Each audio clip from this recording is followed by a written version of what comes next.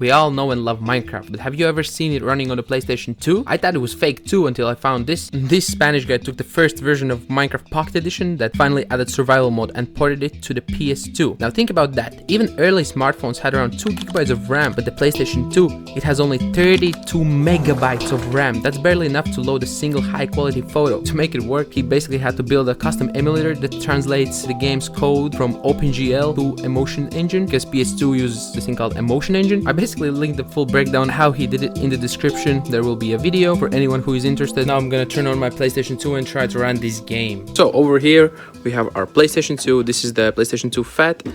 I'm gonna turn it on right now. So here's the folder that I have the game installed on.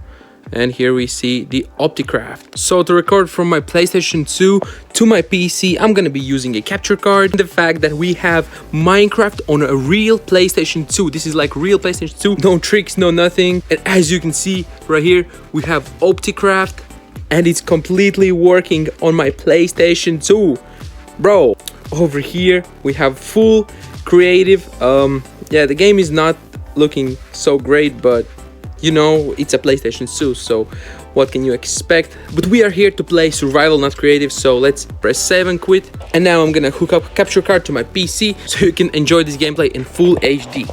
Okay, so we are here in the game. Oh my god, bro. Difficulty I'm gonna set to the maximum. And I know, in theory, it's not a hardcore because, like, you die, you still survive, of course. I'm gonna play with my own rules. If I die, then the video ends.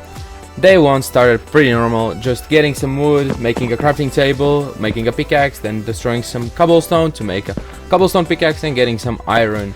I got some coal as well, and then after I throw away my wooden pickaxe because there was no point in using it. I had stone tools. I found this 4-block sugarcane, then I killed a sheep and almost myself. Easy kill. Oh my god, bro. Oh my god, that was so close. I don't know why did I do that. Oh my god, bro. Yeah, after almost dying, I collected some sheep and went to bed.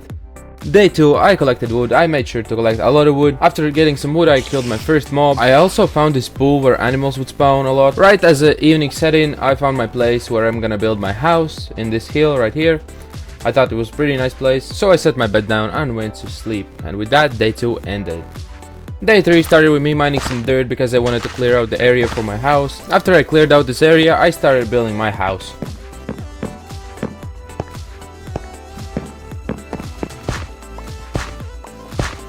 And to make it cozy, I had to put in a crafting table, furnace and a stone cutter. I put in a door and I wanted to try to make a window, but yeah, it clearly didn't work how I wanted.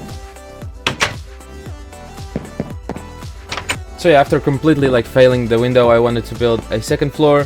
So yeah, I just started by building some stairs and then some floor, and it was getting dark, so I went to sleep. And with that, day 3 ended.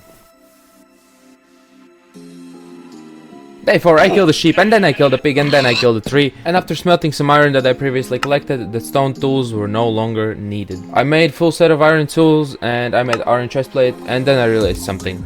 Bro, you cannot make double chests, really? Oh my god, bro. Bro, you cannot make water bucket? Then how I'm supposed to build farm, huh? My idea was to like clear this area out, then bring some water over here and, you know, build my farm. Yeah, turns out there's no recipe for crafting a water bucket. And then I found this water near my house and I had this genius idea to build like a water pipe going underground so I could build a farm. I started digging out the farm, but it was getting late, so I went to bed. Day 5, nothing really interesting happened. I just mined a big hole for the farm. And yeah, that's about it. That's the full day 5. Day 6, I continued on digging down the hole until I saw the water flowing in. And yeah, I wanted to build a farm, but it was getting already late, so I went sleepy. Whoa, look at my armor. Day 7, I finally started making my farm and planting in some sugarcane and also some wheat. I was just happy that my farm worked, even though I didn't have any buckets. Here's infinite source of water, and it is flowing through this hole over here, and it is going underground over here, over here. And I have my farm over here. Day 8 started pretty generic. I lighted up my farm, and then after I went underground to hopefully find some diamonds, but I found some zombies, skeletons and creepers and spiders and everything. But after spending some more time in the caves, I finally found something that I was looking for. And it's not iron. No way, bro. No way, bro. Let's go. I was happy to get diamonds and redstone that I didn't realize I couldn't really get. And some redstone as well. Wait, what? Wait, what? Please. I ended my day 8 with 5 diamonds. Day 9, I made sure to make a diamond sword and a diamond pickaxe. And right after collecting my sugarcane, I started building some stairs to the underground so it would be easier for me to go up and down. And that's about it for the day 9. Day 10, I quickly ran to the caves and was eager to find some more precious diamonds. More diamonds, let's go. And more diamonds, bro. More diamonds. I need to collect as much gold as I can because gold is very, very important for later. Little did I know the struggle I was gonna get in with the gold. More diamonds, baby. Let's go. At this point I was getting diamonds everywhere, but what started really bothering me is that I couldn't find gold, and the gold that I found was only like 1 or 2. No way they actually do work. What? Let's check this out. Bro, they do work. You can actually create a cobblestone generator on Minecraft PlayStation 2. What? After coming to the surface, I made sure to make a nether reactor, and then I made some diamond tools along with some diamond armor, and now I had full set of diamond tools and diamond helmet with some diamond leggings. And with that, day 14 ended. Day 15 started collecting sugarcane. Okay, we are missing 10 gold. After 10 gold we can go to the nether. 10 gold didn't seem like much at the time, but I didn't know what I was getting myself into. Nice, I found diamonds before the gold. Okay, find some more diamonds. Okay, and again more diamonds. Let's go. Please just give me some gold, man. And I see more diamonds. I had only diamonds and no gold. Nice. Oh my god, and more diamonds, of course. I'm not complaining at all, but I do need some gold though. At this point it has been 4 days in the mines and I had full inventory, so I had to go back home to put down some loot and go to sleep. Day 20, I made sure to waste my precious diamonds. Oh my god, bro. Oh hell no, man. What the fuck? Yeah, even though I accidentally made 2 chest plates, I still had enough for the full diamond armor, so I was cooking. I still needed the gold, so I found a random spot in the ground and just started digging down until I found some caves. And turns out it was caves that I was already been to, so I found more diamonds of course, but no gold. Until I started strip mining at the bedrock level, and then this happened.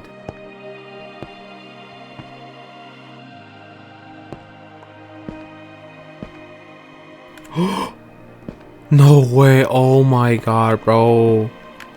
Let's go. Oh my god.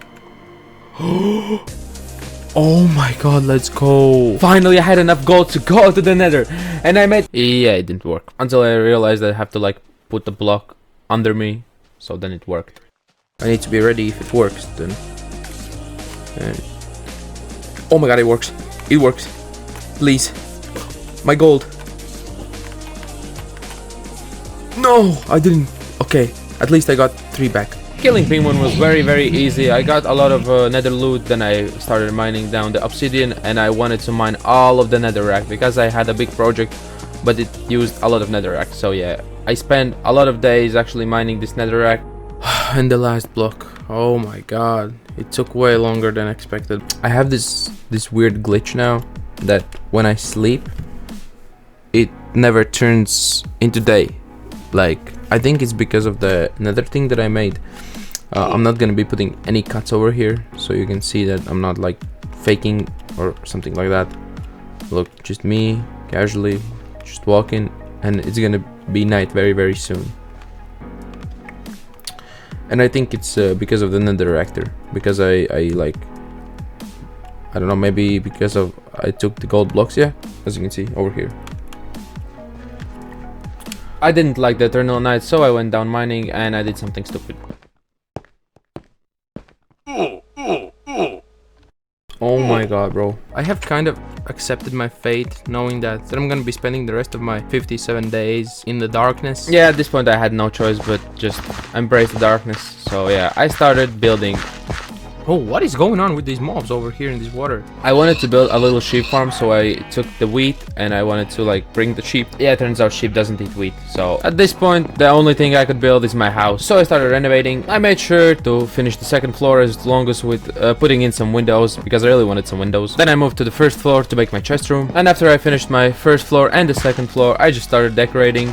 the outside, the farm, the house, just making some lights in the farm and stuff like that. And yeah, after I finished decorating and everything like that, it was time for my big project that used a lot of netherrack. So my idea was, if the portal didn't work here, then I'm gonna make it work. So yeah, I just made a fake nether. It took a couple of days of mining, a couple of days of building, but overall the result I think was worth it. But little did I know I had some big issues ahead of me. After I finished digging my hole, I wanted to make it look random and naturally generated, so I just dug out some random spots, and then I started it filling up with netherrack and also nether bricks. I wanted to make like a fake fortress. After I finished up my nether thing, I had a bright idea of making a museum, so I started just building a museum outside of my house, because why not? And yeah, that's when I started having some issues. In the start it was nothing much, but later I couldn't even load my house. Yeah, I'm gonna ask Gemini for an answer for this, because yeah, that's not normal. That vanished world effect you're seeing is the ultimate render engine breakdown. Your PS2 is currently trying to manage a world that has grown too large for its 32 megabytes of RAM. I cannot load my base, bro. What? Some spruce as well.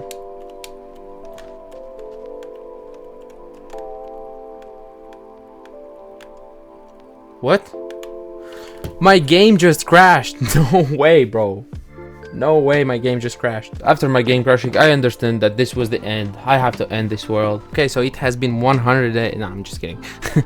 It has been like 70 days or so, and I cannot keep playing because, yeah, I'm hitting the limitations of my PlayStation 2. As you can see, the chunks are not loading. From what I know, if I keep playing, it's either gonna crash the game like it did before when I planted the trees, or it's just gonna keep unloading more chunks until I cannot play anymore. But I'm gonna do a world tour. Hopefully I can show everything. I'm gonna try to load in these chunks as well. But yeah, this is the world tour.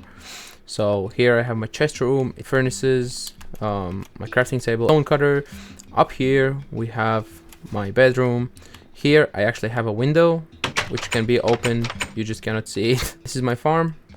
It's nothing big, just some sugar canes and some wheat growing here. And as you can see, the water is coming from there. I didn't place this water over here with the bucket because there's no bucket in this version of Minecraft. Let's go back up. Here I have like a little balcony. Here, if you go down, you can go to the mines or you can go to the nether. But this is like homemade nether. It's like a cheap nether. But yeah, I built this myself. Here, it's fire. It's supposed to be lava. And this fire actually looks like lava.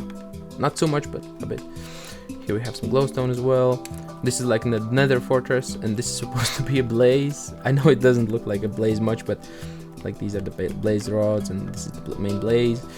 And these are like some kind of windows. Okay, I have successfully unloaded the house and loaded in the museum. So when you go out of the house, here you can see my window. This is my window. So when you go out of the house, you have this little path over here with some fire going on over here, and this is the main museum. And when you go in, you have this art gallery, which I didn't finish, unfortunately, because I cannot finish if my game is not loading. Nothing too much, because I cannot play no more. The more I play, the more the game will be broken. Even though this is very, very limited, I've kind of enjoyed all of this as a proof of concept. This is what it is. It's pretty good, to be honest. It's not bad at all for a PlayStation 2 that only has 32 megabytes of RAM. This is more than enough, you know. If I had this game when I was 9 years old, I would be stoked. Like, I would be out of my mind, bro. I would be playing this every day. Yeah, with that said, this was pretty fun. It took me 3 real life days to play. Only 70 days in this world. If you want to see actual 100 days on a real hardcore survival world on my PSP, bro, then hit that like button. If we reach 100 likes, I will do hardcore survival world 100 days on my real PSP. So if you enjoyed these 70 days, press that like button, press subscribe, and peace.